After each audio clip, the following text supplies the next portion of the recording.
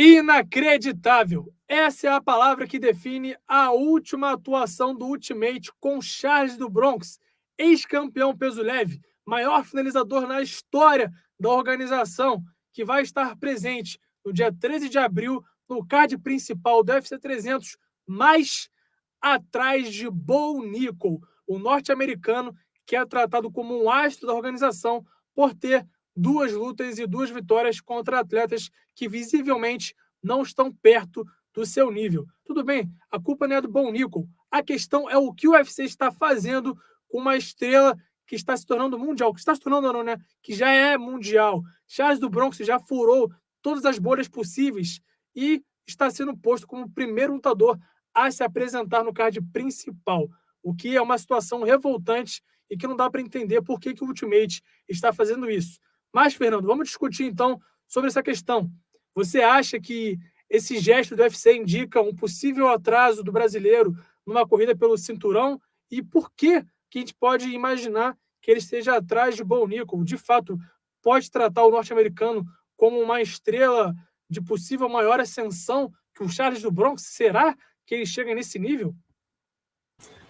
Léo, é uma questão que liga um sinal de alerta para a gente em relação à moral que o Charles do Bronx tem com o UFC, né, cara? A gente está falando de um cara lendário da organização, recordista de finalizações, como você falou, recordista de interrupções, um cara com uma carreira muito vitoriosa, ex-campeão peso leve, que está sendo passado para trás, de certa forma, por uma promessa de 2 lutas. A gente sabe que o Bo Nickal é uma grande aposta do UFC, principalmente dentro dos Estados Unidos, né? Aquele norte-americano raiz mesmo, wrestler puro, que a gente sabe que o povo americano gosta muito, mas não tem argumento suficiente para a gente pensar que isso pode ser uma decisão justa, né? Botar o Bo Nickal em maior destaque do que o Charles do Bronx num card histórico como é o UFC 300.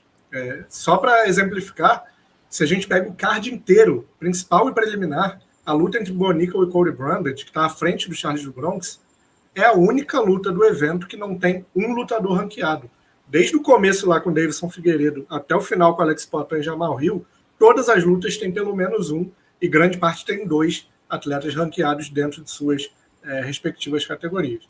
Então é um absurdo, é injusto, é um pouco revoltante até o fato de Charles do Bronx estar em ordem de importância abaixo do Bo Nickal dentro desse UFC 300. E além disso, liga um alerta também para a questão, como eu falei, da moral do Charles do Bronx com a organização, pensando numa disputa de cinturão. A gente sabe que o Charles tem o sonho de voltar a enfrentar o Islam Makhachev, recuperar o cinturão peso leve.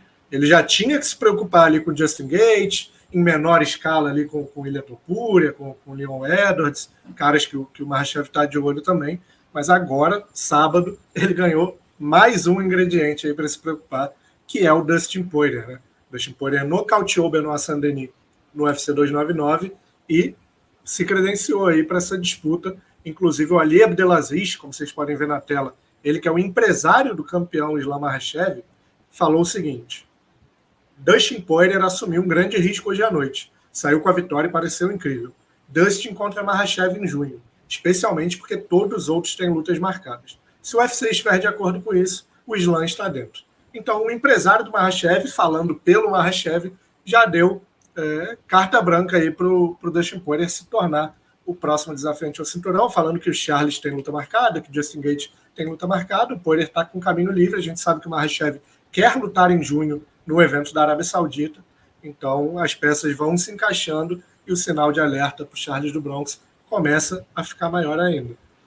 E se não bastasse isso, né? Até os fãs do Charles do Bronx estão tendo que ouvir desaforo do Islam Makhachev.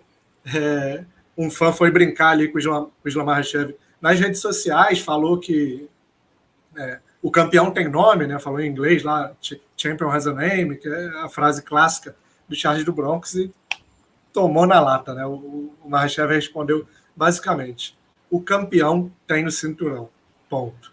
Então, momento difícil para o Charles do Bronx em relação ao prestígio com a organização, um momento difícil também para os fãs do brasileiro no Ultimate. E passando agora do MMA para o boxe, a gente brincou aqui falando que Jake Paul contra Mike Tyson seria o nosso Popó versus Bambam versão norte-americana, né? Mas espera aí que podemos ter uma atuação brasileira, uma atuação internacional.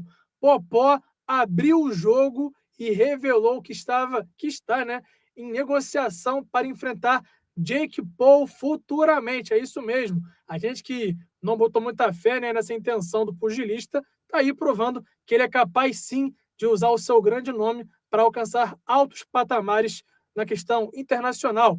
E não para por aí. Além de mirar em Jake Paul, ele também não fechou as portas para um confronto contra Mike Tyson. Mas, Fernando, isso que a gente está falando, que o Popó está aí falando que estava em negociação, né? É uma coisa muito difícil a gente cravar aqui e falar que com certeza pode acontecer, né? Até por conta dessa questão de um duelo internacional. Mas, na sua visão, pelos feitos do Popó ultimamente, pelo que o Jake Paul tem feito ali na Nobre Arte, e também o Mike Tyson mostrando que está disposto a voltar ao ringue, você julga capaz de a gente poder sonhar com um eventual confronto desses que o Popó está sugerindo? Léo, ao mesmo tempo que pode ser uma grande cavada do Popó, digamos assim, com o tempo a gente está aprendendo a normalizar coisas que parecem absurdas ou irreais nesse meio de boxe, entretenimento.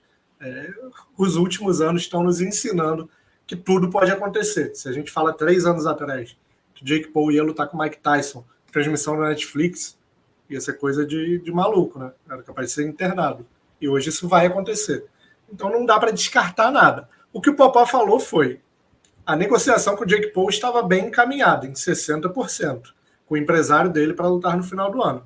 Provavelmente vai acontecer. Vamos ver o que vai acontecer na luta contra o Tyson. Quem sabe eu não entro nesse trio. Ainda levantou a possibilidade de lutar com o Jake Paul, lutar com o Mike Tyson, fazer uma grande bagunça ali.